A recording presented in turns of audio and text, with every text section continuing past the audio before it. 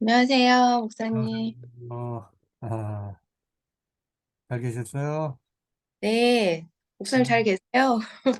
음, 뭐, 요즘엔 식구들 안 아프고 괜찮아요? 네, 저희는 괜찮아요. 목사님 좀 어떠세요? 네, 많이 좋아졌어요, 이제. 네, 장기침 없으세요, 이제? 네, 뭐, 거의 이제 많이 없어요. 다행이에요. 음, 음,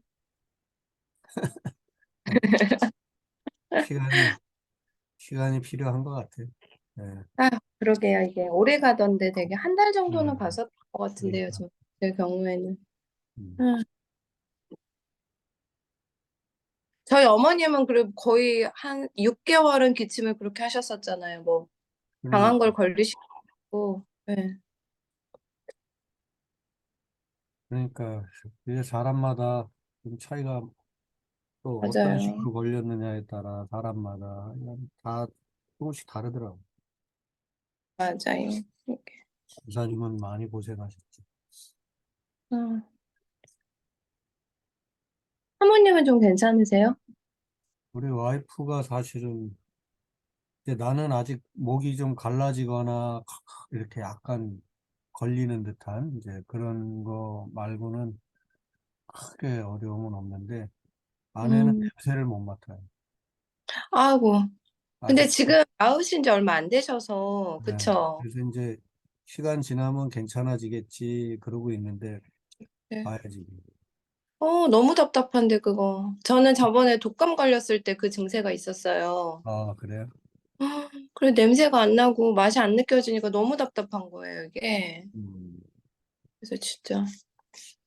음, 우리 신체 기능에 뭐 하나만 작동이 안 돼도 우리는 얼마나 답답하고 힘들지. 맞아요.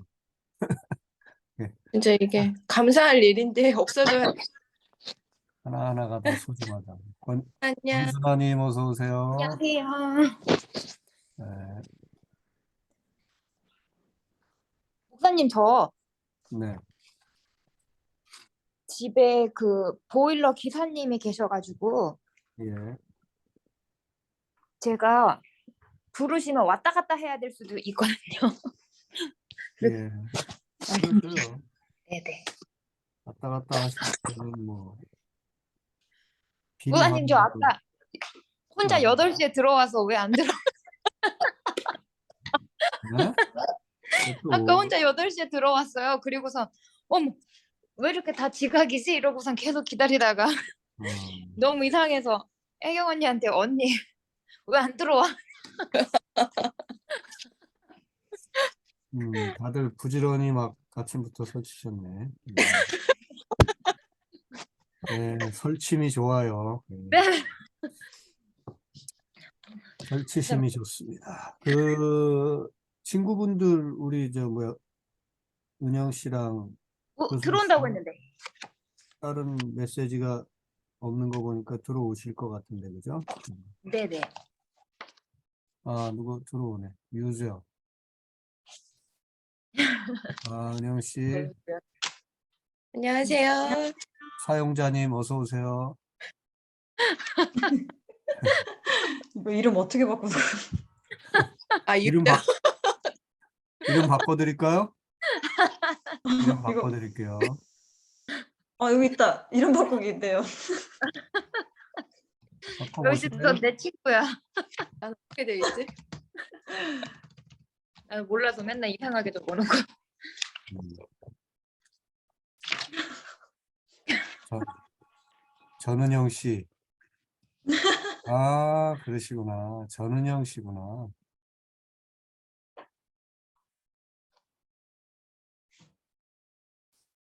원순아, 들어.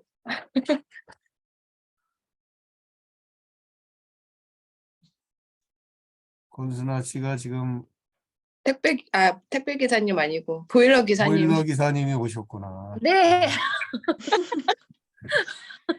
아니 이렇게 사라지실 때 비디오 중지를 하면 한번 해보세요. 비디오 순환 증지 비디오 증지를 눌러보세요. 네. 아, 그냥 이름 나오게 이렇게. 나오는데. 알았어요. 네. 거긴 비디오 중지를 해도 이름만 크게 나오네. 제가 비디오 중지를 해볼까요? 이렇게 나오고. 네. 아, 목사님 사진. 네. 그러니까 비디오 중지를 했을 때 어떤 화면으로 비춰지도록 세팅을 해놓을 수가 있어요. 아, 자기의 이쁜 모습을 하나 해놓는다든지. 네. 저는 이제 약간 신석기 시대의 저의 모습. 네. 젊은 어리시다.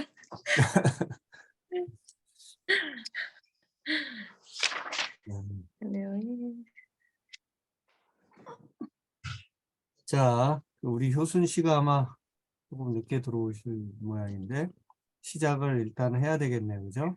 네. 네, 시작합시다. 화면 공유 들어갑니다. 아하. 네, 네. 자, 오늘이 이제 예언서 6번째 마지막 시간이 될 것 같네요. 네, 예언서 우리가 많은 예언자들을 만나봤는데 대체로 시간의 흐름에 따라서 만나봤죠. 네, 오늘은 이제 그야말로 예언자들을 우리가 어떤 시대부터 볼 수 있었냐면 남북으로 이스라엘이 북이스라엘과 남유다로 나누어져서 지낼 때 그때부터, 그리고 그 중에서도 이제 북이스라엘이 먼저 아수르에게 멸망하게 될 그 무렵 가까이부터 그게 이제 주전 8세기죠. 그래서 아모스와 호세아라고 하는 주전 8세기의 대표적인 예언자, 선지자들을 살펴보면서부터 시작을 했고, 그 주전 8세기 예언자가 중요한 이유는 바로 그 주전 8세기부터 문서 예언자들이 등장하게 되었다는 거. 그래서 성경에 그 예언자들의 이름으로 예언서들이 기록이 되었고, 그 기록물, 남겨진 기록물들이 모아져서 결국 구약의 많은 분량을 차지하는 예언서들 그 모음이 된 거죠. 네. 자, 이제 우리가 쭉 그렇게 이제 남북 분열 시기부터 시작된 대략 주전 8세기부터 시작된 그 예언자들의 그 예언서들을 쭉 하나씩 살펴보았고, 오늘은 이제 남북 분단 시기, 그리고 북쪽이 망하고 또 남쪽까지도 망하게 되고 남북 바벨론 포로로 끌려가고, 그 다음에 이제 오늘 마지막은 포로에서 돌아온, 포로에서 다시 유다 땅으로 돌아온 포로 귀환 세대의 선지자들을 살펴보려고 합니다. 네.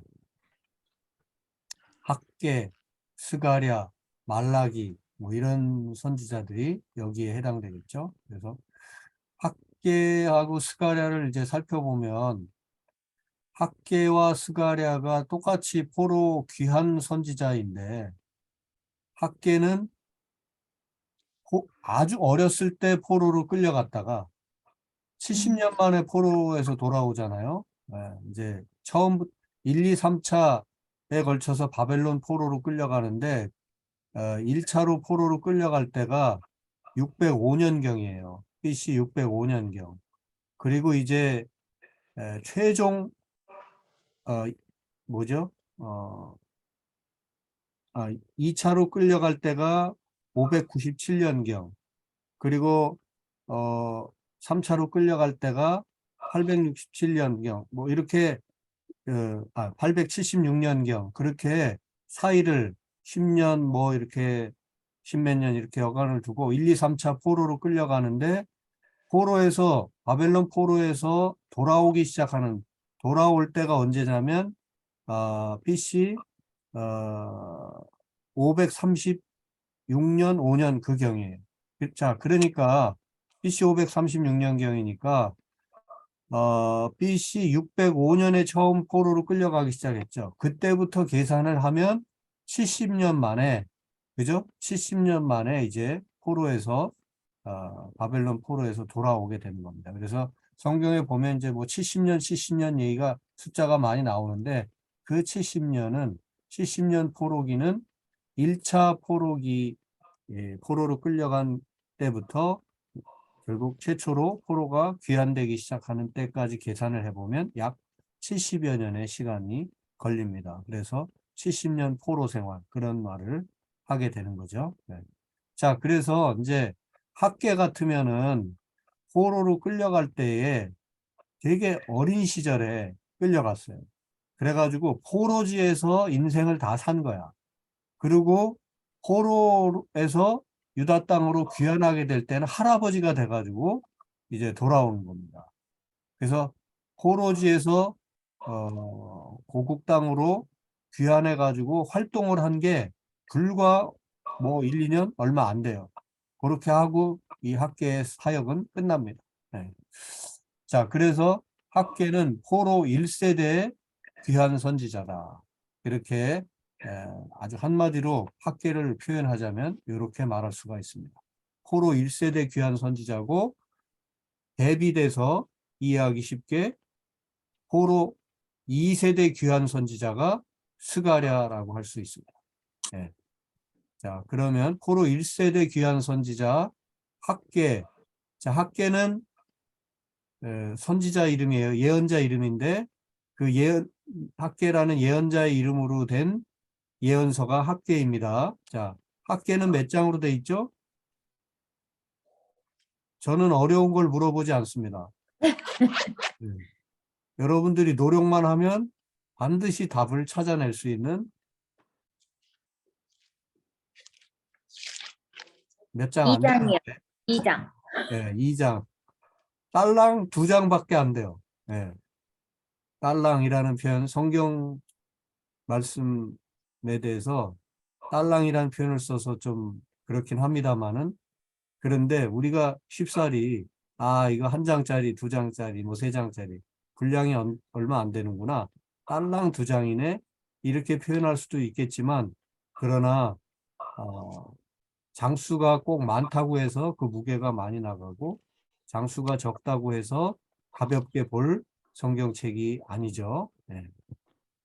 신약 성경에도 보면 그 야고보서가 있어요. 야고보서는 몇 장까지 있죠?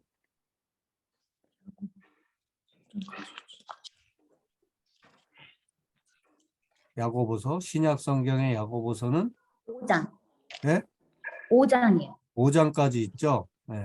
이것도 다른 성경에 비하면 그렇게 많은 장수가 있는 것은 아니에요. 그러나 이 야고보서는 신앙생활에 어떻게 보면 양대 기둥, 우리가 믿음으로 구원 얻고 믿음으로 새 사람 되고 하는 이 믿음의 이야기를 담은 여러 서신서들이 있는데 그 서신서들의 분량을 다 합친다면 아마 수십 수백 장이 될 거예요. 그런데 살아있는 믿음은 반드시 행동으로 나타난다 하는 이 소위 구원받은 자의 행동에 관해서 이렇게 강력하게 얘기해 주는 책은 야고보서 어떻게 보면 이 한 권이라고 볼 수 있는데 딱 5장으로 된 분량은 지극히 적지만 그러나 아주 임팩트 있게 산 믿음이 무엇인가 결국 거꾸로 얘기하면 아무리 믿음이 좋다 해도 그것이 행동으로 삶으로 드러나지 않으면 다 헛것이다 라고 하는 것을 강력하게 말씀해 주고 있는 것이 이 야고보서이죠. 그래서 분량이 작다고 해서 우리가 우습게 여길 성경 말씀이 아니라고 하는 거. 마찬가지로 학계도 그렇습니다. 딱 2장밖에 안 되지만 아주 강력하게. 그 강력한 메시지의 핵심은 뭐냐면 이겁니다. 포로지에서 돌아왔는데 너희들이 지금 뭐 하고 있느냐? 정신 차려라 이겁니다. 자, 예언자들은 포로로 끌려가기 전에도 정신 차리고 끌려가지 않도록 조심해라. 그러다가 심지어 예레미야 같은 경우는 포로지에 너희들은 끌려갈 수밖에 없을 거다. 그러나 이제 끌려가서도 정신 차리고 살아라. 이게 이제 예언자들을 통한 메시지였는데 이제 포로지에서 돌아왔으니까 아이고 이제 됐다. 고향 땅으로 고국 땅으로 돌아왔으니까 다 됐다. 라고 생각할 수 있는 상황이잖아요. 그런데 이제 그들을 향해서 학계는 끝이 아니야. 돌아왔으니까 다 된 게 아니라 이제 우리는 새로운 시작을 해야 돼. 그 새 시작은 뭐냐? 바로 불타고 다 망가져버리고 주저앉아 회파된 다 소위 부서져 버린 흔적도 없이 사라져버린 주의 성전을 건축하는 일이다. 그렇게 강조하면서 성전 건축을 재개하도록 촉구했습니다. 그게 학계의 핵심 메시지예요. 학계를 두 장인데 읽어보시면 학계가 하나님의 말씀을 받아서 이르되 뭐 이런 표현들이 있습니다.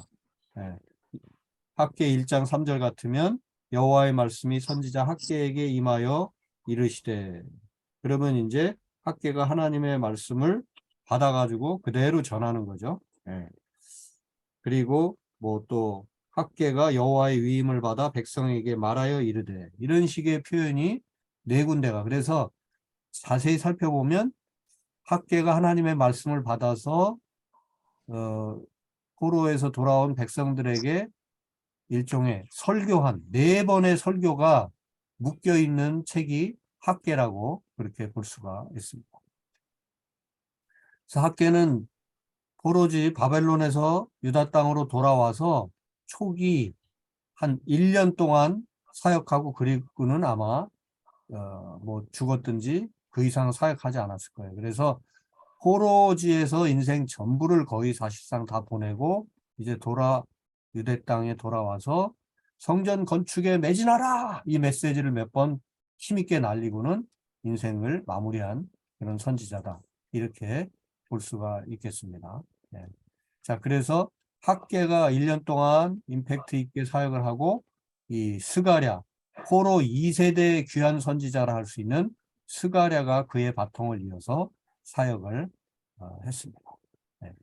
학계에게 있어서 성전 건축은 하나님의 임재와 하나님의 뜻을 순종하는 것이었죠. 네. 그래서 학계의 요절 말씀을 보면 먼저 1장 4절, 이 성전이 황폐하였거늘 너희가 이때에 판벽한 집에 거주하는 것이 옳은 일이냐. 여기 판벽하다고 하는 것은 무슨 말이냐면 멋진 집, 똑바로 된 집, 제대로 된 집, 그런 뜻인데 그대로 번역하면 좀 의역을 정확히 하자면 너희는 크고 좋은 집에 살면서 성전은 저렇게 내버려둬도 되겠느냐, 그런 말입니다. 그래서 여기 판벽한 집은 크고 좋은 화려한 집에 살면서 화려한 집, 이렇게 표현할 수 있죠. 돌아와서 다 자기 집들 챙기는 것은 바쁘게 했는데 성전은 여전히 황폐에 불에 탄 대로 그대로 주저앉아 있었던 거죠. 그래서 성전 건축에 열을 내야 된다. 우리 집 짓는 것도 중요하지만 하나님의 집을 빨리 새로 지어야 된다. 그것을 계속 강조했고요.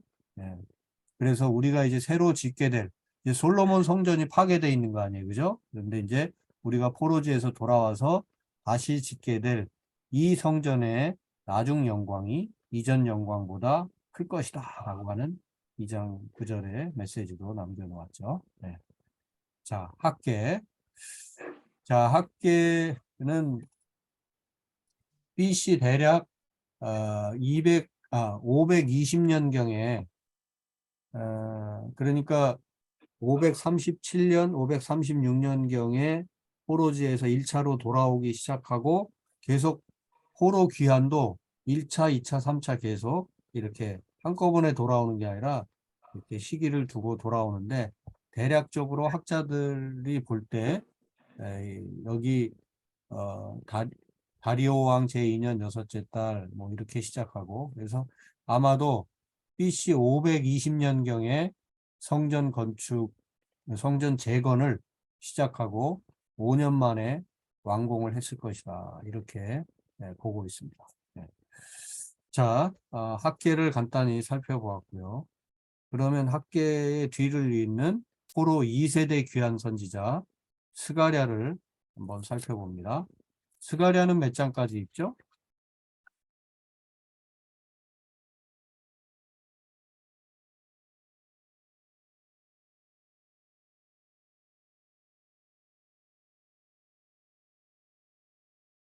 스가랴. 학계 다음에 스가랴가 나옵니다. 그죠? 14장까지 있죠? 네. 자, 포로 2세대 귀한 선지자인데, 거기 제가 요약을 해놨지만, 한번 그대로 읽어보면, 학계와 스가랴 두 예언자, 두 선지자는 하나님의 백성을 향해서 반드시 성전 건축을 마치도록 격려하였다. 네. 둘 다 성전 건축을 강조했어요. 네. 그리고 스가랴는 누구보다도 강력하게 메시아가 오실 것과 종말에 있을 메시아의 구원에 관한 메시지를 전합니다.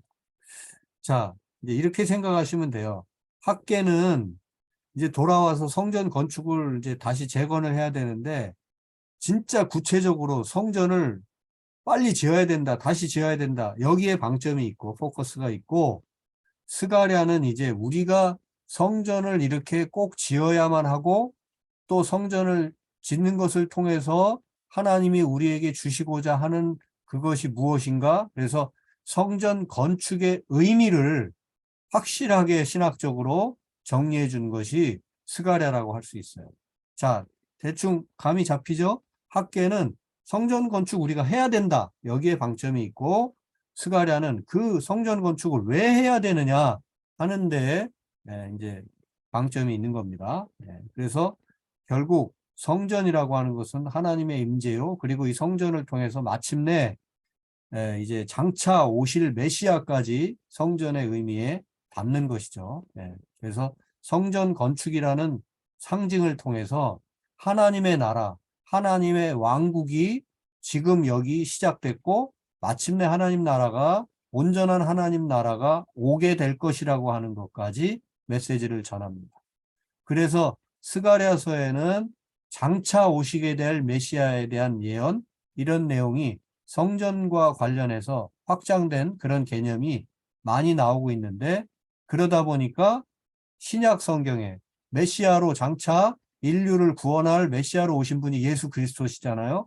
그래서 신약 성경에 이 스가랴서가 많이 인용되고 있는데, 특히 메시아와 관련해서, 그리고 또 마지막 때 종말에 관한 것이 이 스가랴 예언자가 많은 말을 했는데, 그 스가랴 예언자가 했던 말을 신약의 사도들이나 신약 성경 그 기자들이 이것을 많이 인용하고 있는 겁니다. 복음서도 마찬가지고요. 그래서 벌써 똑같은 성전을 짓자고 강조를 해도 급하게 성전을 지어야 된다 하는 메시지가 학계였다면, 스가랴는 왜 성전을 짓는지 우리가 알고, 바로 이 성전의 진정한 주인으로 인류를 구원할 메시아로 그분이 오실 것이다 라고 하는 것을 성전 건축과 그 성전이라고 하는 상징을 통해서 메시아의 도래와 마지막 때에 대한 어떤 소망에까지 이렇게 하나님의 메시지를 확장해 간 것을 볼 수가 있습니다. 포로 2세대 귀한 선지자 스가랴. 조금 더 보면 스가랴는 이 메시아 예언, 구주, 구세주를 예언한 선지자로, 그래서 신약에 많이 인용된다고 했죠. 한마디로 왕이 오신다. 우리를 구원할 진정한 왕이 오신다. 라는 메시지를 계속 전했는데, 여러 가지 어떤 그 상징적인 그런 혹은 비유, 사건 이런 것들을 통해서 미래에 장차 오시게 될 구주, 메시아에 대한 예언을 1장에서부터 14장까지 골고루 많은 말씀을 하고 있는 것을 볼 수가 있습니다. 그래서 스가랴 그 3장 8절에 보면 순이라는 표현, 싹이라는 표현, 이 우리가 가진 성경을 제가 읽어보면, 대제사장 여호수아야, 너와 내 앞에 앉은 내 동료들은 내 말을 들을 것이니라. 이들은 예표의 사람들이라. 내가 내 종 싹을 나게 하리라. 싹 혹은 순, 한 싹이 이렇게 씨를 뿌리면 거기서 싹이, 순이 돋아나죠. 바로 이 성전을 건축하면서 이런 희망의 메시지를 스가랴는 준 겁니다. 우리가 하는 일들이 바로 이런 우리가 하는 성전 건축 이런 일들을 통해서 하나의 구원자가 오실 이 싹이 되는 일이다 하는 이제 그런 말씀까지 하고 있는 거죠. 그다음에 여기 종이라는 표현도 나오고요. 그래서 종으로 오실 메시아에 대한 예언이 여기 스가랴의 입을 통해서 이미 선포되고 있습니다. 그다음에 신약 성경에 아주 선명하게 인용되고 있는 거, 그 호산나 하면서 예루살렘 예수님이 그 종려나무 가지를 흔드는 무리들과 함께 그 새끼 나귀를 타고 예루살렘에 입성하시잖아요. 예. 바로 그 장면이 이 스가랴 9장 9절을 그대로 현실화시킨 퍼포먼스를 한 그런 대목이라고 할 수 있습니다. 예. 그리고 이제 선한 목자로 오시게 될 거다. 이제 새로 오실 그 왕, 진정한 구원자이신 그 메시아는 선한 목자일 것이다. 그 9장 11장에 나오고요. 또 뭐 목자가 살해된다 하는 내용, 예수님의 십자가를 미리 예표하는 그런 표현이기도 하죠. 또 은 30냥의 배반, 유다가 예수님을 배반할 거다라고 하는 그런 내용, 뭐 유다라는 말은 없지만 어쨌든 그 왕이 은 30냥에 배반당할 것이다 라고 하는 그런 메시아의 핍박, 고난에 대한 메시지도 스가랴서에 담겨 있고요. 뭐 손이 찔리고 또 12장에 13장에 백성을 구원할 것이다. 또 친구 집에서 그 소위 선지자는 고향 땅에서 대접을 받지 못한다 하는 그런 신약의 말씀이 있죠. 예수님도 그런 말씀을 하셨고, 그래서 친구 집에서 상처받는 이야기, 또 감람산에 올리브산, 그죠? 그 감람산에 오신다고 하는 거, 또 면류관을 쓰신다고 하는 이런 내용들이 읽어보시면 스가랴서는 마치 진짜 어떻게 신약에서 예수님 사건 벌어질 것을 마치 코앞에서 알고 있는 양 그런 예언들이 많이 담겨 있습니다. 사실은 아직도 스가랴 이후에 이 스가랴가 예언한 내용이 현실화되기까지는 적어도 500년 이상의 시간이 필요했겠죠. 예, 그런데 이 스가랴서를 읽다 보면 이런 이제 조금 두루뭉술하게 광범한 예언이지만 그런 예언의 내용들이 예수님의 행적에 그리스도 예수의 행적에 비춰볼 때 너무 이렇게 맞아떨어지는 부분들이 많습니다. 네. 자, 그 대표적인 9장 9절 한번 같이 읽어볼까요? 9장 9절 거기 제가 써놓았죠. 시작. 시온에 따라 따라 크게 크게 기뻐할지어다. 기뻐할지어다. 예루살렘에 따라 예루살렘에 따라 즐거이 즐거이 부를지어다. 부를 부를지어다. 때 보라, 보라, 네 왕이 내게 내 왕이 이르시니 내게 그는 그는 이르시니 공의로 공의로 오시며 그는 오시며 공의로운 구원을 구원을 베푸시며 베푸시며 구원을 겸손하여서 베푸시며 겸손하여서 나귀를 나귀를 타시나니 타시나니 나귀의 나귀의 작은 것, 작은 것, 곧 나귀 곧 나귀 새끼니라. 새끼니라. 곧 나귀 아멘. 새끼니라. 네. 네. 이게 성전을 짓자고 하면서 그 다음에 이제 장차 오실 구원자까지 바라보면서 지금 우리가 하는 일이 그렇게 간단한 일이 아니고 작은 일이 아니다. 결국 진정한 왕, 진정한 성전의 주인으로 이 온 땅의 구세주로 오실 그 주님이 이제 곧 오실 터인데 그러니 시온에 따라 크게 기뻐할지어다. 예루살렘에 따라 이 따라 하는 건 뭐 딸만이 아니라 딸 아들 시온의 자녀들아 그죠? 그렇게 예루살렘의 자녀들아 다시 말하면 유다 온 백성들아 이런 말입니다. 예. 이스라엘 온 백성들아 그런 말이에요. 그런데 이렇게 표현을 하는 겁니다. 예. 마치 우리나라를 뭐 한라에서 백두까지 뭐 이런 식으로 표현하면 한반도 전체가 되잖아요. 예. 그런 식의 어떤 문학적인 표현입니다. 그래서 온 하나님의 백성들아 즐거이 부를지어다. 내 왕이 내게 임할 것이고 그 왕은 공의로우신 분이고 구원을 베푸시는데 그런데 어떤 총칼 든 지배자와 같은 그런 너희들이 생각하는 그런 왕이 아니라 매우 겸손하셔서 나귀를 타시는데 그나마도 그 나귀가 아주 작은 새끼 나귀 그것을 타시고 오실 것이다. 이게 이제 이 스가랴 예언에 있는 한 대목입니다. 이런 예언이 아마 큰 힘이 되었을 것 같아요. 왜냐하면 그 당시에 최강대국 바벨론의 포로로 끌려가서, 근데 바벨론이 이들이 어떻게 돌아오게 됐어요? 바벨론이 끌려갔는데 바벨론 포로에서 돌아오게 된 이유가 뭘까요? 끌려간 유다 백성이 독립투쟁을 열심히 해가지고 바벨론을 멸망시켜가지고 돌아왔을까요? 아니에요. 유다 백성들은 끌려가서 그냥 여전히 포로로 살고 있었어요. 그런데 유다 백성들을 포로로 끌고 갔던 그 강력한 대국 바벨론이 신흥 강대국 페르시아, 성경에는 바사라고 나오죠. 그 페르시아에게 또 잡아먹히는 거예요. 그러니까 바벨론의 포로로 끌려간 백성들이 바벨론 포로였다가 이제 페르시아가 바벨론을 삼키니까 페르시아의 포로가 된 겁니다. 그런데 페르시아의 그 왕, 성경에는 고레스 왕이라고 되어 있는데, 이 고레스 왕이 이 포로민들을 다루는 방법이 다른 거예요. 바벨론 왕은 포로들을 일부 끌고 가기도 했어요. 좀 더 포로민 정책을 좀 더 말씀드리면, 바벨론 이전에 중근동 지역을 다스리던 그 강대국이 아시리아, 아수르죠.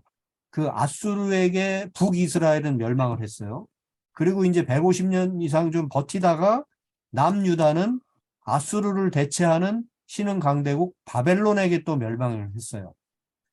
자, 그런데 그 아수르, 그러니까 중근동 지역을 지배한 강대국 저기로 보면 아수르가 한동안 지배하다가 그 다음엔 바벨론이 지배하다가 그 다음엔 페르시아가 지배하고 그 다음에 좀 더 나가면 페르시아를 또 싸워 이기는 게 누구예요?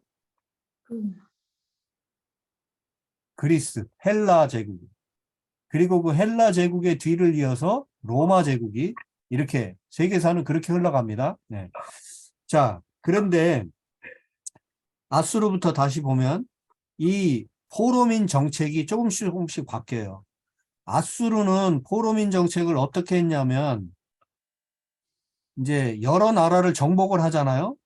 그러면 완전히 A라는 나라, B나라, C나라 만약 3개국을 정복을 했다. 그러면은 나라를 완전히 섞어요. 그러니까 A나라 사람들을 다 끌고 가서 B에 살게 하고 B나라 사람들을 다 이동시켜서 C에 살게 하고, 극단적으로 말하면 이렇게 해서 그 땅의 사람들이 고향 땅에 살지 못하도록 완전히 분산을 시켰어요.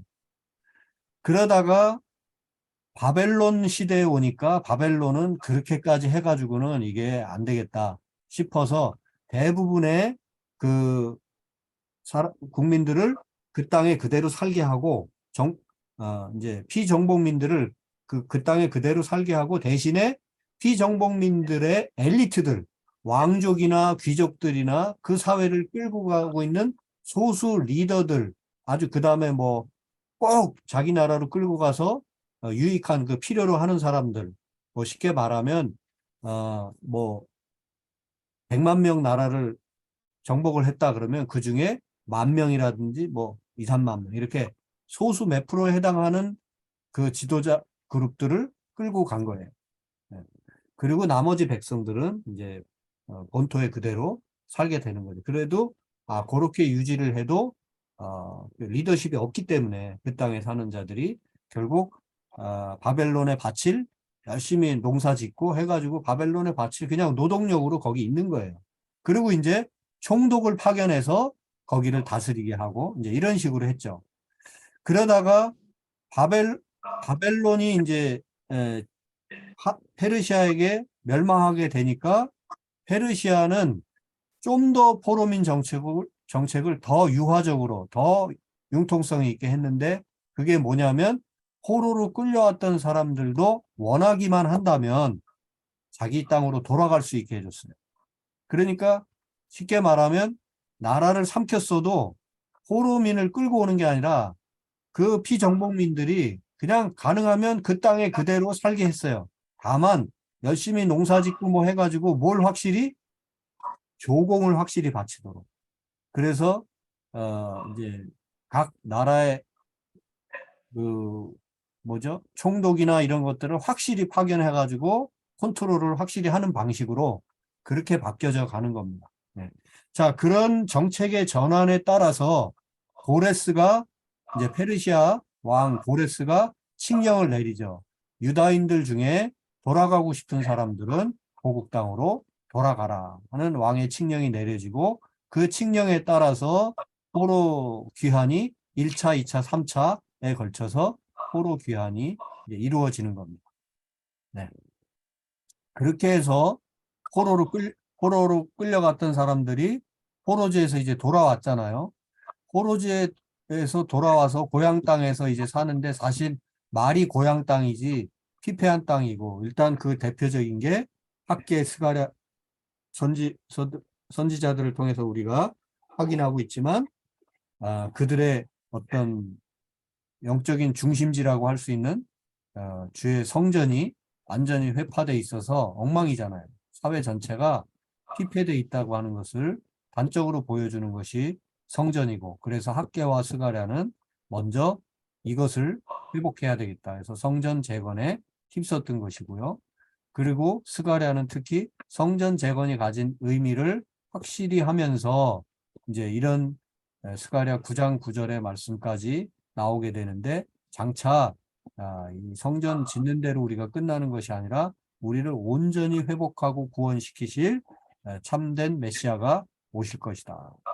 그렇게까지 예언을 하고 있는 거죠. 그래서 그런데 그 예언은 여기서 중요한 메시지가 뭐냐면 이렇게 예언하지 않았다는 것을 우리가 말씀 속에서 봐야 됩니다. 자, 아수르보다도 더 센 바벨론, 바벨론보다도 더 센 페르시아. 실제로 그들이 중근동 지역을 다스렸던 그 영토의 넓이를 보면요. 아수르보다 바벨론이 조금 더 아수르를 먹고 그 주변 지역까지. 그 다음에 바벨론을 또 다스린 페르시아는 바벨론이 다스린 지역을 다 먹고 그 주변까지. 그래서 북아프리카 전역 뭐 이쪽 이집트 그 다음에 하여간 저쪽 인도 그 북부 지역 이런 데까지 페르시아가 다스린 지역은 엄청 넓었어요. 그래서 그렇게 계속 지경이 넓어지는데 그 포로지에서 끌려온 그 스가랴가 이렇게 어떻게 보면 이렇게 예언할 수밖에 없었죠. 우리가 총칼로 더 무장을 해가지고 저 강대국 페르시아를 다 멸망시킴으로써 하나님의 나라가 이루어질 것이다.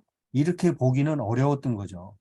하나님의 나라는 저들은 총칼로 온 지구촌을 자기네 땅인 양 다 다스리지만 그러나 저들조차도 무릎 꿇리시고 온 세상을 다스리실 하나님의 메시아 구세주가 오실 것이다. 이렇게 어떤 세계관 자체가 완전히 달랐던 거죠. 예. 그렇게 보면서 그리고 온 세상을 구원하실 진정한 메시아는 총칼로 저렇게 다스리는 아수르나 바벨론이나 또 페르시아 같은 그런 제왕들이 아니라 겸손하고 겸손해서 작은 나귀를 타고 그렇게 띠뚱띠뚱 걸어가듯이 걸어가는 그러한 구세주를 통해서 우리는 구원을 얻게 될 것이고 새 희망을 보게 될 것이라고 하는 그런 놀라운 메시지를 전하고 있는 겁니다. 사실 솔로몬 성전을 불타고 다 주저앉은 성전을 다시 짓는다고 하지만 그 성전이 뭐 그렇게 얼마나 대단했겠어요. 그 페르시아에 서 있던 그 많은 종교물들이나 이런 것들을 한번 보면은 솔로몬 성전 혹은 또 이스라엘 백성들이 나중에 세웠던 이런 성전의 크기나 화려함 이런 것들은 그에 비할 바가 못 된다고 할 수가 있어요. 어쨌든 자기들이 가진 역량이나 또 포로에서 끌려와서 포로지에서 이제 돌아와서 고향 땅에 살아가지만 그들의 살림살이는 여전히 그리고 그 주변 나라들 온 세계는 지금 페르시아라고 하는 온 세상의 주인과 같은 그런 강대국이 다스리고 있는 상황이에요.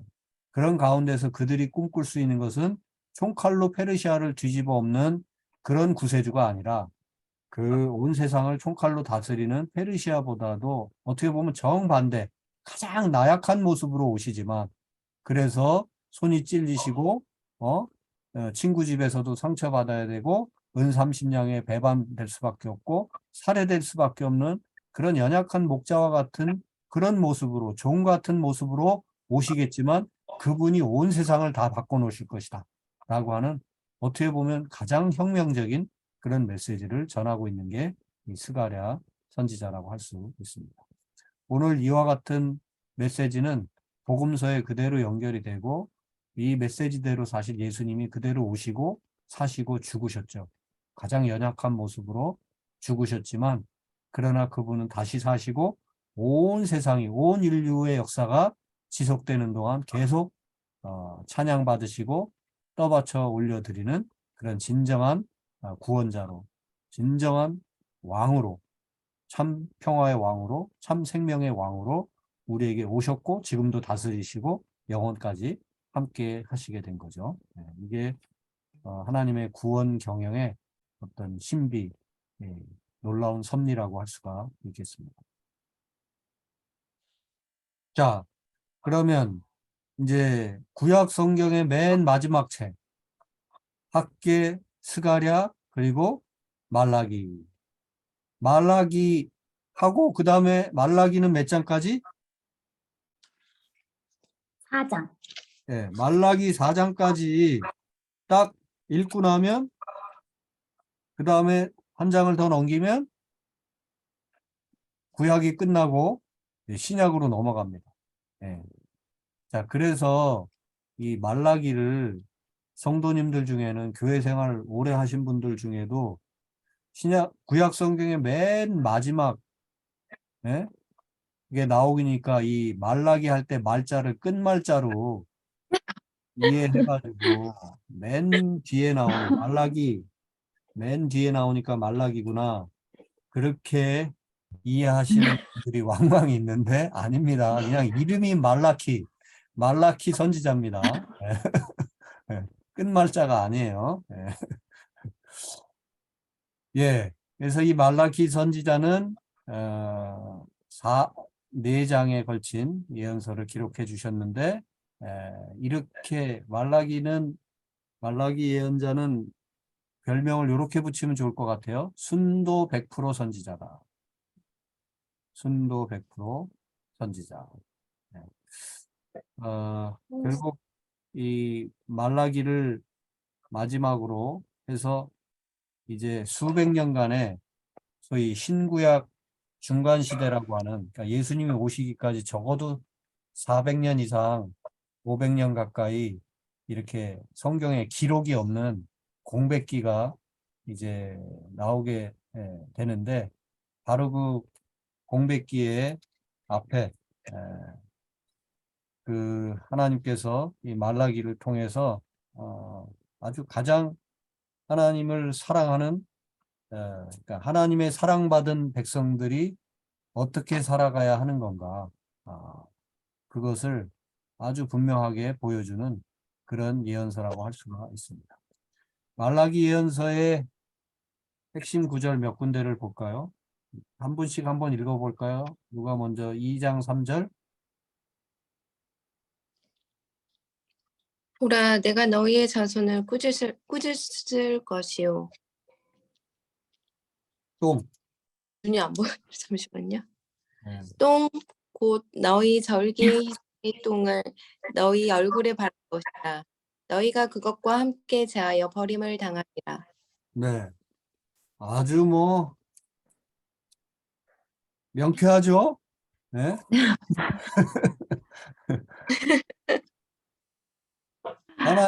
하나님이 그렇게 사랑하셨는데, 그런데 하나님을 예배하고 섬긴다고 하면서 그 드렸던 제물, 그게 그냥 말라기는 뭐 복잡하게 설명 안 했어요. 다 똥 같은 것이다.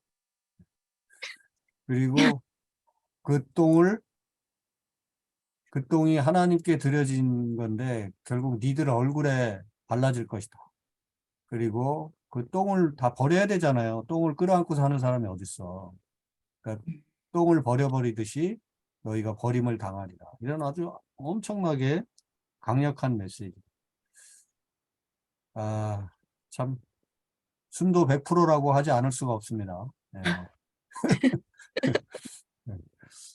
자, 이제 그런 그 소위 이제 아마도 말라기는 그 이제 예전에 이런 일들을 돌아보면서 가슴 아픈 역사들을 돌아보면서 그죠? 이제 포로기에 돌아왔지만 포로지에서 돌아왔지만 여기서부터 시작을 한 거예요. 하나님이 이렇게 사랑하셨지만 너희는 그렇게 엉터리로 신앙생활하고 그러니까 결국 심판을 피할 길이 없었다 하는 얘기로 1장, 2장이 이제 진행되고 그다음에 이제 3장 7절 한번 누가 또 읽어보세요. 네, 제가 할게요. 너희가 나의 규례를 떠나 지키지 아니하였도다. 그런즉 내게로 돌아오라. 그리하면 나도 너희에게 돌아가리라. 네. 예, 이제 버림을 당했는데 그러나 이제 그걸로 끝나면 이게 진짜 최고의 저주죠. 그런데 약간의 희망의 메시지가 있죠. 그죠? 너희가 지키지 아니했어요. 하나님의 말씀대로 안 살았어요. 그런데 이제 버림을 당했어요. 그런데 내게로 돌아오라. 돌아오라는 거예요. 돌아오기만 하면 내가 너희에게 돌아가. 네. 하나님이 돌이키시려고 하는 마음이 있다고 하는 거. 그런데 조건은 너희가 돌아와야 된다. 너희 마음이, 너희 행실이, 너희 삶의 자세가, 사고방식이 기본적으로 180도 완전히 바뀌어야 된다. 그러면 나도 너희에게 좀 관심을 갖고 돌아갈 것이다. 라고 하는 일종의 여지를 보여주시고, 그래서 결국은 포로를 살게 하셨지만, 포로지에서 그 세계 역사를 다 이렇게 주관하시는 하나님이 바벨론 포로로 끌려갈 땐 이게 다 끝인가 보다 그랬는데 결국 몇십 년 후에 바벨론마저도 페르시아의 밥이 되게 하시고 페르시아의 새 지도자 고레스를 통해서 성경에 보면 그래서 하나님의 사람 고레스 이런 표현까지 있어요. 남의 나라 이 지금 요즘 같으면 미국 대통령인데 뭐 아니면 무슨 중국 주석이거나 이제 시진핑 같거나 무슨 바이든 같거나 이런 인물인데 그 모든 인물들이 다 하나님의 도구로 쓰이는 거예요. 그래서 하나님의 사람, 하나님의 도구인 그 고레스를 통해서 명령이 떨어지고 그래서 고국 땅으로 돌아오게 됐다는 성경은 그렇게 표현을 하고 있습니다. 자, 그래서 이제 돌아온 백성들이 어떤 방식으로 살아가야 되는가? 하나님께 불순종하다가 하나님의 심판의 쓴말까지 다 보고서 돌아오게 된 백성들은 어떤 식으로 살아야 되는지를 이제 3장, 4장에 나오게 되는데 3장에는 어떤 식으로 살면서 무언가를 확인하면서 살아라. 그리고 4장에 가면 그리고 그 삶이라고 하는 그 축복, 그 기쁨은 어디까지 갈 수 있는 것인가, 어떤 모양으로 표현할 수 있는가 이렇게 이제 좀 더 점진적으로 그 표현이 나아가고 있죠. 3장 10절을 또 누가 읽어주세요. 너희의 온전한 11조를 창고에 들여 나의 집에 양식이 있게 하고 그것으로 나를 시험하여 내가 하늘 문을 열고 너희에게 복을 쌓을 곳이 없도록 붙지 아니하나 보라. 네, 예. 이제 처음에는 어떻게 시작했어요? 너희가 나한테 드린 그 절기의 희생 제물 이런 거 다 똥같이 여기겠다 했는데 사실은 똥이 아니죠. 하나님께 드리는 거 얼마나 소중한 거예요. 그죠? 그래서 이제 일종의 뭐 그 중에 하나의 단적으로 11조라는 것을 얘기하지만 뭐 11조에 대한 얘기는 여러 가지로 뭐 따로 우리가 할 얘기가 많겠습니다만 어쨌든 하나님께 드려야 될 것을 열심히 드려라 하는 겁니다. 그리고 하나님께 이것은 단지 물질만을 말하는 것이 아니라 물질과 시간과 내 삶의 모든 것. 사실 11조를 드린다고 하는 것은 10분의 1을 드리는 건데 10분의 1이냐 20분의 1이냐 5분의 1이냐 보다 더 중요한 건 뭐냐면 먼저 이 모든 것이 하나님의 것이다라고 생각하고 먼저 하나님의 것을 떼어놓는 거잖아요. 11조라고 하는 것은. 그래서 단지 그것만 하나님의 것이 아니라 사실 내게 주어진, 내가 얻은 그 모든 것이 내가 노동하고 내가 열심히 땀 흘려서 얻은 것이지만 사실상은 이 모든 것이 하나님이 주신 것이다라고 하는 고백이 11조에 담긴 뜻이에요. 그래서 그 11조를 창고에 드리라고 하는 것은 신앙생활의 기본 자세를 완전히 바꾸라는 겁니다. 너희가 열심히 하고 해서 그게 아니고 모든 것이 하나님의 은혜로 주어진 것인데 그 하나님의 은혜를 자각하고 하나님의 은혜에 감사하면서 살게 된다면 너희들의 복이 훨씬 더 창고에 흘러 넘치도록 그렇게 쌓여질 것이다. 그것을 확인하면서 살아라. 이렇게 말씀하시는 거죠.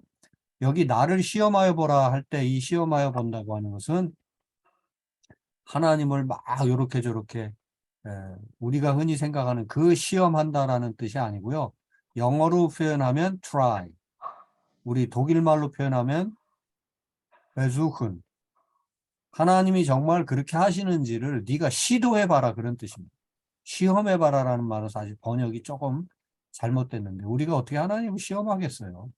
하나님 시험에 걸리시지도 않지만 어쨌든 이렇게 경망스러운 언어잖아요. 네, 어떻게 보면. 근데 그런 정도까지 우리가 뭐 온전한 번역은 아니지만 어떻게 보면 말라기의 의도를 또 강력하게 표현하기 위해서 이렇게 이런 표현을 쓸 수도 있겠죠. 하나님을 우리가 심지어 시험할 수도 있는데 하나님이 정말 이렇게 우리가 온전한 마음으로 살아가면 하나님이 복 주시고 함께 하시는지 우리가 그런 데는 하나님을 시험해도 좋다. 뭐 이렇게까지 표현할 수도 있겠죠. 근데 하여간 우리가 흔히 알고 있는 그 시험한다고 하는 유혹하고 시험하는 그런 뜻은 아니고요. 시도하여 보라 그런 말입니다. 네. 자, 그러면 이렇게 살게 되면 4장 2절에 내 이름을 경외하는 너희에게 하나님을 온전히 경배하면서 살아가는 너희에게는 공의로운 해가 떠올라서 치료하는 광선을 비춰주실 것이니 너희가 나가서 마치 외양간에서 막 튀어나온 송아지가 온 들판을 신나게 뛰어다니는 것처럼 그렇게 신나는 인생을, 벅찬 인생을 살아가게 될 것이다 하는 예언이죠. 예. 그래서 말라기는 1장부터 4장까지 이것도 몇 장 안 되지만 심판받고 끌려갔다 돌아오고 그 다음에 열심히 믿음으로 살아가고 그래서 얻게 되는 복, 이 모든 것들이 다 담겨 있습니다. 그리고 그것은 자 순전한 믿음으로 살아라 라고 하는 순도 100% 선지자의 메시지라고 할 수가 있겠습니다. 이렇게 이제 마무리가 되는 거죠. 자, 그런데 우리가 이제 하나 보지 않은 선지자가 하나 요엘 선지자가 있어요. 이 요엘 선지자는 그 학자에 따라서 뭐 주전 8세기 뭐 혹은 9세기 그 무렵에 소위 이제 초기의 예언자들, 그러니까 남북 분열 시기의 예언자로 그렇게 보는 사람들도 있습니다만, 왜냐하면 이제 구약 우리 성경 그 순서상에도 그렇고, 그래서 그런데 요엘서를 보면 요엘서 이제 그 뭡니까 호세아서 있고 그 다음에 요엘서인데요. 요엘서 3장 6절에 보면 이런 표현이 있어요. 또 유다 자손과 예루살렘 자손들을 헬라 족속에게 팔아서 그들의 영토에서 멀리 떠나게 하였음이니라. 자, 이런 말을 읽어보면 헬라라는 제국, 헬라 제국이 온 세상을 다스리는 것을 알지 못하고는 아까 그 스가랴의 예언은 이제 포괄적인 예언인데 이렇게 어떤 헬라라는 제국이 세상을 한동안 다스렸는데 이런 표현을 쓴다라고 하면 적어도 요엘은 헬라 제국이 한동안 지속된 다음에 이 요엘서를 썼다고 보는 게 맞겠죠. 그래서 요엘 선지자가 언제 활동했는지는 요엘서는 유독 다른 선지자들의 그 글에 비해서 딱 요엘서 1장에 부두엘의 아들 요엘에게 임한 여호와의 말씀이니라 하는 이 표현 말고는 시기를 특정할 수 있는 표현이 어느 군데도 없어요. 그런데 이제 요렇게 3장 6절 같으면 뭐 헬라 족속에게 해서 헬라 족속이 헬라 세계가 온 세상을 다스릴 때까지도 그 역사를 알고 있는 사람이구나 하는 추측을 해볼 수가 있는 구절인 거죠. 예. 그래서 사실 학자들은 딱 둘로 갈리는데 주전 8세기, 9세기 그 무렵의 예언자들로 보통은 더 많이 생각합니다. 근데 이제 저희는 그냥 이렇게 주전 뭐 2세기, 3세기 헬라 이후에 로마 제국 시대로 들어올 때쯤 돼가지고의 예언자로 봐도 나쁘지 않겠다 싶어서 끝으로 이 요엘 선지자를 한번 살펴보는 겁니다. 네. 그리고 이 요엘 선지자는 특히 신약 성경에 이 성령의 역사를 얘기하면서 이 요엘 선지자 본문을 많이 인용하거든요. 그래서 오순절 마가다락방 이야기 아시죠? 그래서 오순절 선지자라고 제가 한번 별명을 붙여보았습니다. 네. 그래서 1장에 보면 1장 15절 자연재앙을 통해서 경고하죠. 슬프다 그날이여 여호와의 날이 가까웠나니 곧 멸망같이 전능자에게로부터 이르리로다. 네. 그래서 이 농사를 짓는 농부들이 농사를 망치게 되는 멸망이 그냥 단순한 멸망이 아니라 그래서 이 메뚜기가 그 막 집단으로 몰려와 가지고 예를 들면 그 식물들 농사 지어 놓은 거를 다 파먹는다든지 이제 이런 자연 재앙을 통해서 하나님의 슬픈 날이 심판의 날이 올 것이라고 하는 그런 경고를 하고 있습니다. 네. 그리고 뭐 포도나무가 시들고 무화과 나무가 마르고 뭐 이제 이런 거. 그래서 농사 짓는 자들 그다음에 뭐 목축업을 하거나 과수원을 하거나 이렇게 다 어쨌든 그 이 중근동 지역의 이 땅에서 뭔가 열심히 먹고 사는 이런 사람들에게 아주 선명하게 다가오는 메시지겠죠. 그죠? 네. 자, 그러면서 이제 희망을 얘기하는데 금식을 통해서 어떤 약속을 얘기합니다. 2장 28절 그 후에 내가 내 영을 만민에게 부어주리니 너희 자녀들이 장래일을 말할 것이며 너희 늙은이는 꿈을 꾸며 너희 젊은이는 이상을 볼 것이며 이게 이제 신약 성경에 이 사도행전에 또 인용되고 많은 그 인용이 되는 부분이죠. 네. 그 하나님의 영이 만민에게 부어질 것이다.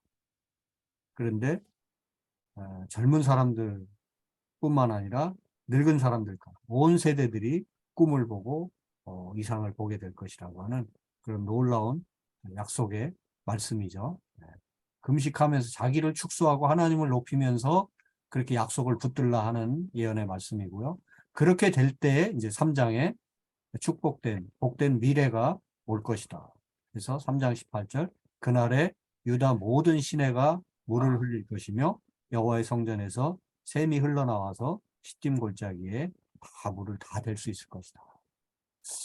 이 요엘 선지자의 예언도 보면 모든 예언서가 사실은 정말 문학적으로도 너무 그 내용적으로도 선명하고 참 소중한 내용이지만 문학적으로도 기가 막힌데 요엘서도 역시 보면 그런 자연재앙 경고로부터 시작해서 또 온 세대 젊은 사람과 늙은이들이 머릿속에 이렇게 다 그려지죠.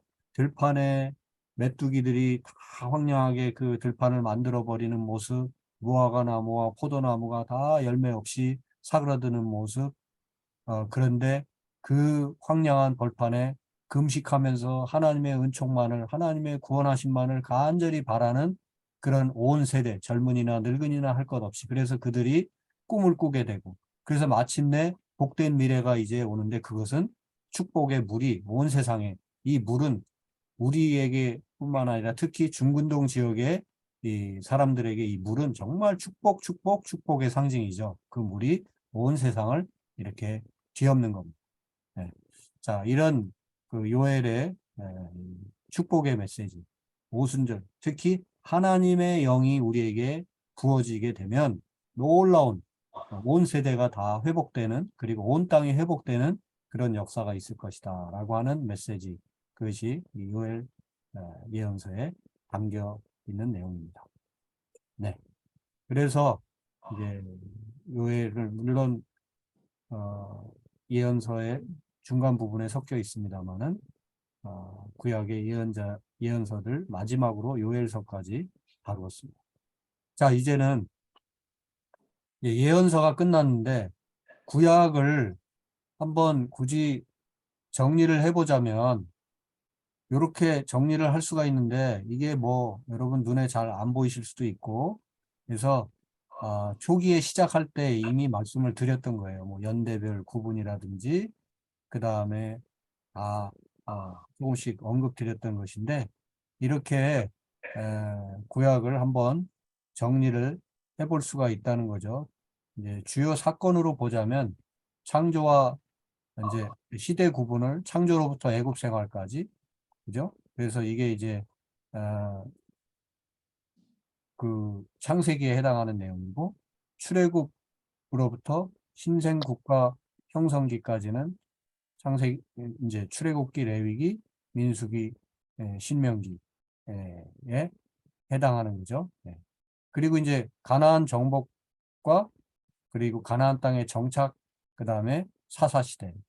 요거는 이제 여호수아와 사사기, 룻기까지 해당되는 내용이죠.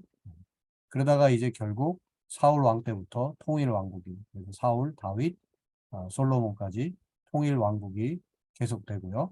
그러다가 솔로몬 이후에 북쪽은 남쪽은 그래서 남북으로 갈리죠. 그래서 북쪽은 외우기 쉽게 북이여 여로보암, 남쪽은 르호보암. 그래서 르호보암으로 시작된 남쪽 유다 왕국, 북쪽 여로보암으로 시작된 북이스라엘 왕국. 이렇게 남북으로 이렇게 분열된 시기를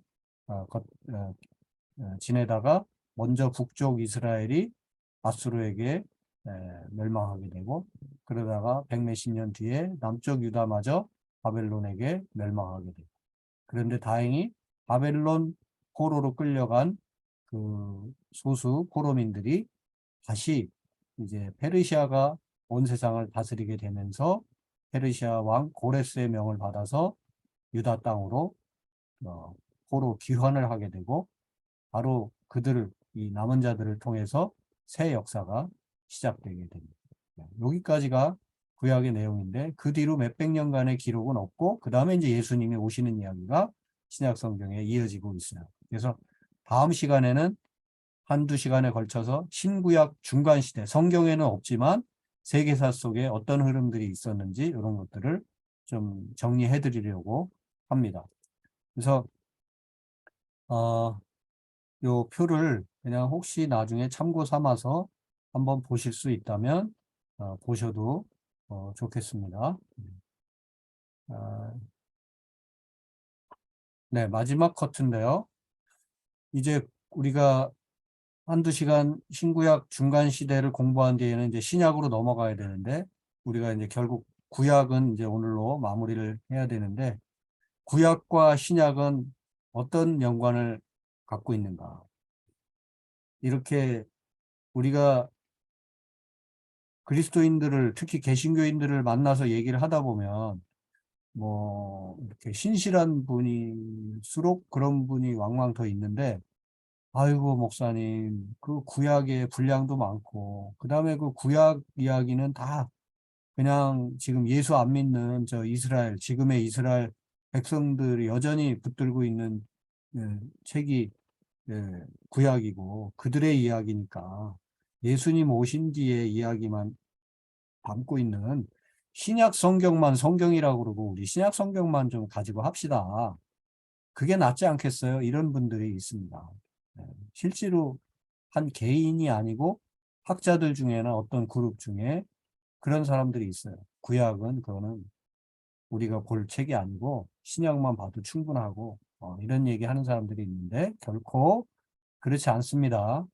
구약은 일종의 약간 소설로 보자면 그림자처럼 복선으로 깔려져서 하나님이 크신 하나님이 예수님 오시기 전부터 이런저런 경로와 이런저런 사람들 이런저런 상황을 통해서 계속해서 해주신 말씀이 신약에 와서 이렇게 하나하나씩 이렇게 연결이 되고 맞아떨어지고 이제 이런 것들을 볼 수가 있거든요. 그래서 구약과 신약이 이렇게 막 너무 기계적으로 연결시키려고 하는 태도도 사실 잘못된 거지만, 그러나 연결을 안 하려고 아무 생각 없이 봐도 결국은 이렇게 연결고리들이 적지 않게 있다고 하는 것을 확인하게 되죠.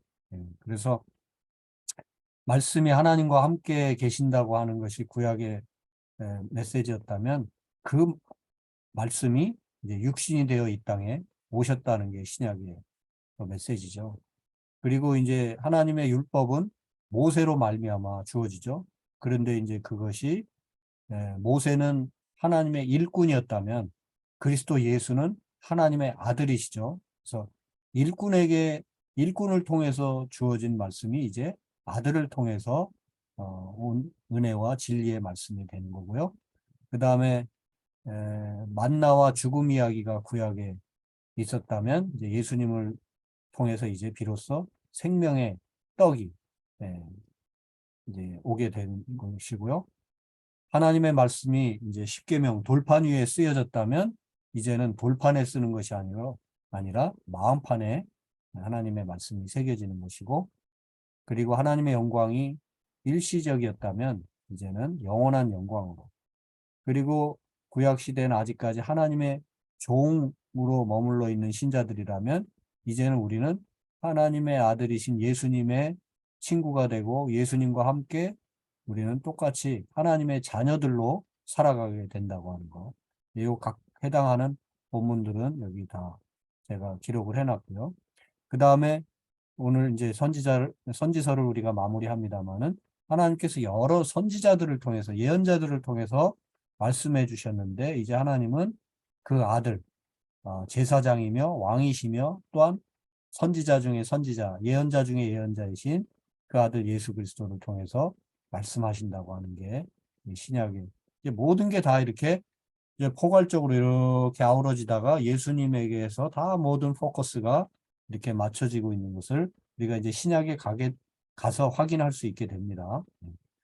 수많은 일시적인 대제사장들이 구약에는 등장하죠. 그런데 이제 신약에 오게 되면 영원하신 대제사장, 그것도 단 한 분뿐인 영원한 대제사장 예수 그리스도에게 초점이 맞춰지게 되고요. 수없이 많은 제물들이 반복되는데 예수님이 십자가의 희생양으로 딱 한 번, 단번의 희생양으로 달리시게 되는 거고요. 그 다음에 창세기에 그 홍수로 멸망하게 되는 그런 기록들이 있는데, 베드로후서 3장에 보면 이제 인류 최후의 불로 멸망하게 될 것이라고 하는 그런 표현도 나오게 되죠. 그래서 구약과 신약이 이렇게 따로따로가 아니라 우리 오실 메시아에 대한 이야기가 구약이라면 오신 메시아에 대한 이야기가 신약이라고 하는 거예요. 그래서 절대 우리가 구약과 신약을 따로 떼어놓고 봐서는 안 된다고 하는 거. 마치 소설을 작가가 1권하고 2권 이렇게 2권에 걸쳐서 써놨는데 1권은 빼놓고 2권만 읽으면 얼마나 재미없겠어요. 내용도 불분명해질 뿐만 아니라 재미도 정말 없어요. 그래서 구약에서 이렇게 희미한 그림자처럼 어떤 싹으로 이렇게 조금씩 자라던 말씀들이 신약에 가서 점점 더 선명해지는 그런 것들을 여러분들이 경험할 수 있어야 하나님 말씀을 읽는 재미도 더해가는 것입니다. 네. 자, 오늘은 여기까지. 시간이 좀 넘어갔네요. 우리 순아님은 아직 그 뭐죠? 보일러 보일러요? 기사님과 대담 중이신 것 같고. 네. 자, 혹시 우리 효순 씨는 못 들어오셨네, 결국.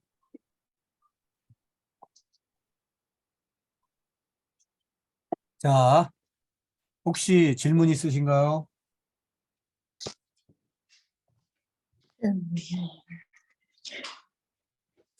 인영 씨, 질문 있어요? 질문 내지는 소감 한마디씩 하고 제가 기도하고 마치겠습니다. 신약도 열심히 하겠습니다. 네? 뭘 열심히? 신약이요. 신약도 열심히 하시겠다고? 오케이. 좋은 말씀입니다. 네. 구약보다 더 열심히 하세요. 네. 네. 아이폰, 김혜경님. 어, 저는 항상 성경을 읽으면 의문이 생기는데 네. 제가 아무튼 말을 줄이 있게 하는 그런 재주가 없어서 제가 우상 숭배에 대해서 일단 적어봤어요. 아까 이제 여쭤볼 거를. 네. 아직 하나님을 알지 못한 그들에게는 그 우상이 곧 하나님이었을 텐데 왜 네. 그것 큰 죄로 규정을 짓고 있을까? 그리고 하나님은 너그러우신 분인데 자신을 믿지 않았다는 이유로 그러니까 곧 그게 하나님에 대한 무지잖아요. 네. 그것을 죄로 규정 지으셨을까? 이게 좀 궁금. 아, 하나님을 믿지 않는 사람들에 대한 내용이죠, 지금. 그쵸? 예수님을 믿지 않는 거죠. 따져보면. 네. 네, 그리스도교인이 아니라는 이유만으로 네. 그러니까 뭐 그리스도, 예수님을 만나기 전에는 뭐 네. 하나님을 제 경우이기도 해요. 하나님을 믿었지만 네. 어쨌든 바르게 살려고 노력을 했고 떨려서 말이 잘 안 나오는데 지금 하나님을 믿고 그 질문에 이렇게 제가 답하기보다 네, 약간 일반적인 말씀을 드리고 이해하시는 게 좋을 것 같은데, 기본적으로 하나님은 온 인류를 구원하기를 원하십니다. 아니, 어쩌면 더 표현하자면 온 만물을 다 구원하기를 원하십니다. 그러니까 우리 사람만 아니라 뭐 동식물, 온 천지 만물 세계를 창조하셨고 그 창조된 하나님이 좋은 의도를 가지고 창조하신 세계가 온전히 돌아가기를 원하시고 하나님의 뜻대로 이렇게 돌아가기를 원하시는데 이게 엉망으로 지멋대로 막 돌아가면 안 되잖아요. 네. 특히 사실상 제멋대로 돌아가는 게 인간이기 때문에. 왜냐하면 하나님과 버금가는 존재로 자율적인 우리가 흔히 하는 말로 자유의지 이런 것들을 제일 많이 주어진 존재가 인간이거든요. 그러니까 소위 성경에 말하는 선악과라는 그 하나만 건드리지 않으면 되는 그 나머지는 다 네가 알아서 하라는. 그러니까 쉬운 말로 너는 피조물이지만 딱 하나 네가 하나님 신이신 하나님이 창조한 피조물이라는 그 하나만 인정하고는 그 다음엔 네가 마음껏 자유를 누리면서 살아도 된다. 그게 이제 사실 창세기에 담긴 뜻인데 인간은 그마저도 싫었던 거예요. 그 선악과를 건드렸다는 것은 뭔 하나님이 창조를 해. 내가 알아서 세상에 왔고 내가 알아서 사는 거지. 사실 내가 어떻게 알아서 와요. 누군가 사랑을 했고 부모님의 사랑의 결과물로 내가 여기 와 있는 거지. 그런데도 인간은 항상 자기 주도적으로 내가 마치 알아서 왔고 알아서 갈 것처럼 그러나 알아서 오지도 못했고 알아서 갈 수도 없죠. 알아서 가겠다고 하는 자들은 자살하지 않고는 그 길 뭐 절대 알아서 갈 수가 없는데 어쨌든 하나님은 오늘도 누구나가 다 하나님 앞으로 돌아오기를 원하시는 거죠. 그래서 예수 믿고 안 믿고가 바로 하나님 앞으로 돌아올 것이냐 말 것이냐라고 하는 이제 그런 관점에서 말씀하는 거죠. 그래서 돌아오라는 메시지이지 예수를 안 믿었기 때문에 너는 도무지 뭐 살 길이 없다라든지 그런 건 아니에요. 그러니까 여기서 예를 들면 예정론도 잘못 이해하면 하나님은 인류가 예를 들면 10명인데 10명 중에 딱 3명만 구원시키려고 계획해 놓고 나머지 7명은 절대 구원 안 하려고 그렇게 해서 그 7명 안에 이미 들어가 버리게 되면 아무리 내가 애를 써도 그게 뭐 잘못된 예정론인데 마치 그 가룟 유다를 공부하면 항상 그런 생각에 빠지는 분들이 있거든요. 가룟 유다는 그렇게 선택이 됐기 때문에 지가 아무리 하려고 해도 결국 가룟 유다 나쁜 사람으로 남을 수밖에 없지 않는 절대 그렇지 않아요. 가룟 유다가 만약에 예수를 팔아 넘긴 뒤라도 또 회개하고 돌아왔다면 하나님이 그 가룟 유다한테 너는 이미 인마 그런 식으로 해서 뒤질 운명이니까 그 길로 가. 절대 안 받아줘. 그 하나님은 그런 분이 아니라는 거예요. 그런 품성의 하나님이 아닌 거죠. 그래서 그 우상 숭배에 대한 얘기가 어떤 의도로 이제 아마 그렇게 우상 숭배가 정확히 어떤 의도냐 이렇게 대답하려면 저랑 조금 이렇게 아날로그로 앉아서 조금 더 이렇게 저렇게 많은 말이 필요할 것 같고 좀 포괄적으로 제가 일단 답을 드리는 겁니다. 믿지 않는 사람들에 대해서 하나님은 또 예수님은 배척하는 것이 아니라 그런 우상 숭배라든지 이런 표현, 그들을 향해서 뭐 질책하시는 표현 이런 거조차도 하나님 앞으로 돌아오라는 그런 초청의 말씀이지 그것이 어떤 심판하시겠다. 그 다음에 더 이상 너희들에게는 길이 없다라는 그런 의도는 아니라고 하는 것을 말씀드립니다. 답이 됐는지 모르겠네요. 네, 알겠습니다. 우상 숭배가 아마 하나님을 안 믿는 사람들은 하나님 자체가 이미 그 상태에서 하나님을 믿는다는 게 우상 숭배이지 않느냐 이제 그 얘기로부터 시작하신 것 같은데 뭐 방향을 바꾸라는 하나님이 네, 다 가 있으니까요. 종교가 여러 개가 있으니까 실은 네, 그들에게 하나님이 다를 수 있잖아요. 네, 그렇죠. 그걸 여쭤보는 거예요. 그러니까 뭐 그리스도교에서는 그렇잖아요. 실은 뭐 우리 교가 아니면 다른 하나님을 인정하지 않잖아요. 네. 그래서 한 번씩 이런 의문이 들어서 네, 그렇습니다. 아니 아들이 그 난리. 거꾸로 생각하시는 게 좋아요. 우리 그 기독교를 가지고 성경을 보는 게 아니고 성경을 통해서 기독교를 보고 예수를 통해서 그게 기독교인 거지. 기독교라는 게 딱 정해져 있어가지고 그 다음에 나머지는 뭐 이렇게 굳이 얘기할 필요가 없고 우리가 성경을 공부하는 이유가 자칫 우리 인간의 경험이나 종교적 어떤 습관 이런 것으로 인해서 요게 복음이고 요게 하나님 뜻이다라고 하면서 기독교라고 하는 틀로 하나님을 가둬버릴 수 있는데 하나님은 우리가 아는 그 기독교라고 하는 종교의 틀보다도 훨씬 더 크신 분이에요. 그래서 우리는 성경을 읽으면서 그 큰 하나님을 만나야지. 기독교에서는 뭐 이렇게 하는데 그게 아니지. 성경에서 말하는 게 기독교가 돼야 되는 거예요. 우리가 기독교가 요만큼이었는데 성경을 가만히 읽어보니까 우리가 너무 이렇게 편협하게 생각을 했다라고 생각한다면 우리가 지경을 넓혀야죠.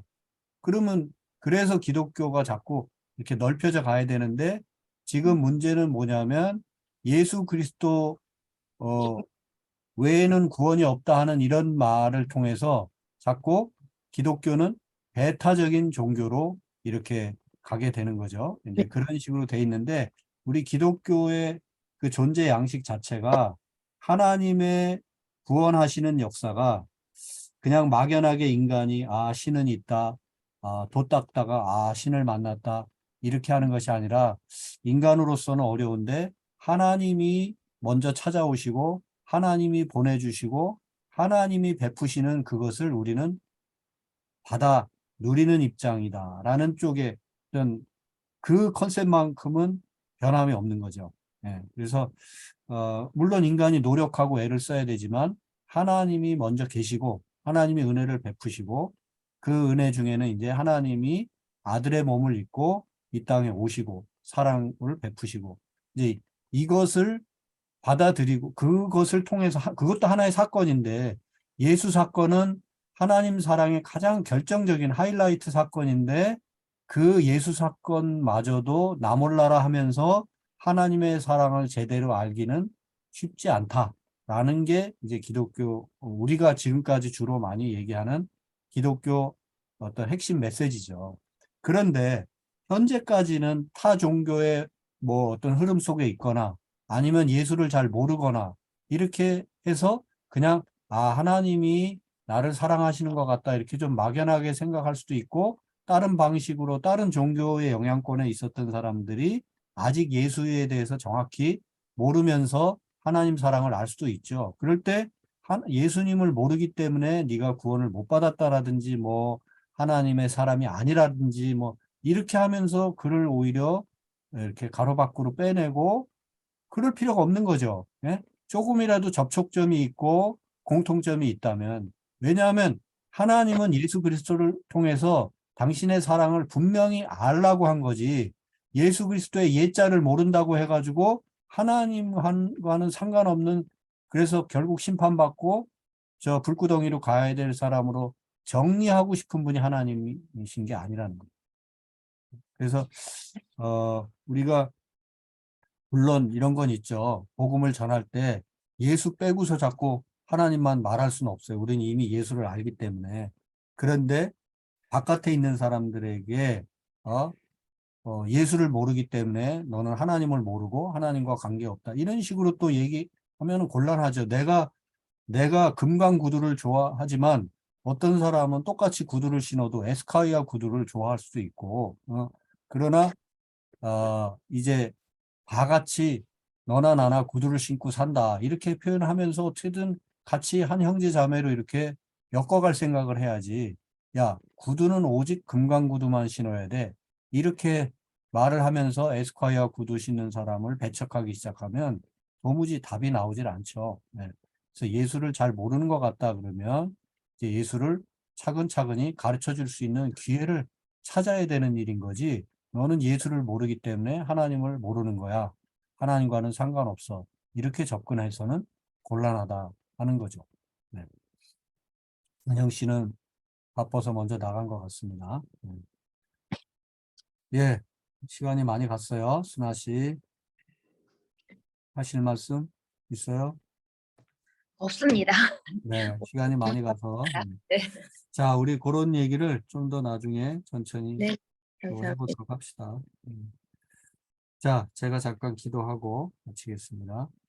하나님, 우리가 창세기로부터 시작해서 또 많은 예언자들을 살피기까지, 그래서 일단 구약 하나님의 그 약속의 말씀, 우리는 굳이 그것을 나눠서 옛 약속이다, 또 새 약속이다, 이렇게 표현을 합니다만은, 전체적으로 보면 하나님의 약속이 이미 주어졌고, 그리고 오늘도 있고, 그리고 마침내 이루어져 가게 되는 것을 이렇게 하나씩 하나씩 살필 수 있게 하시니 감사합니다.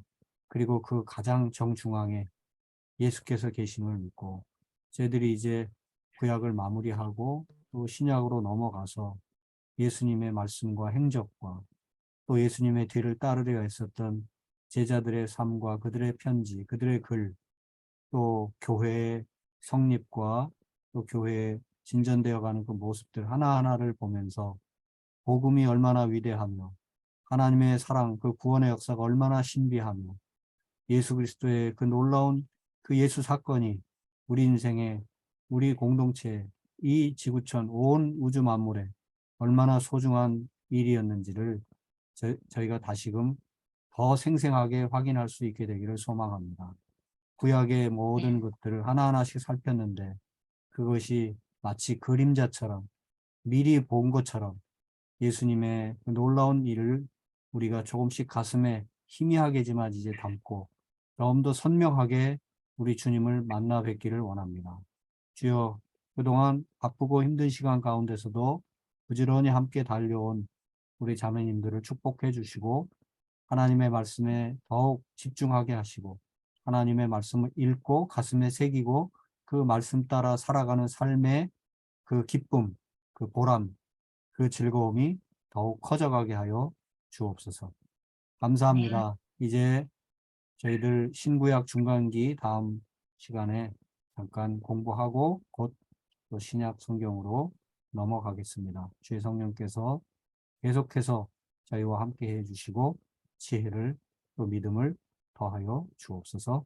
감사하고 예수님 이름으로 기도드립니다. 아멘. 네. 감사합니다.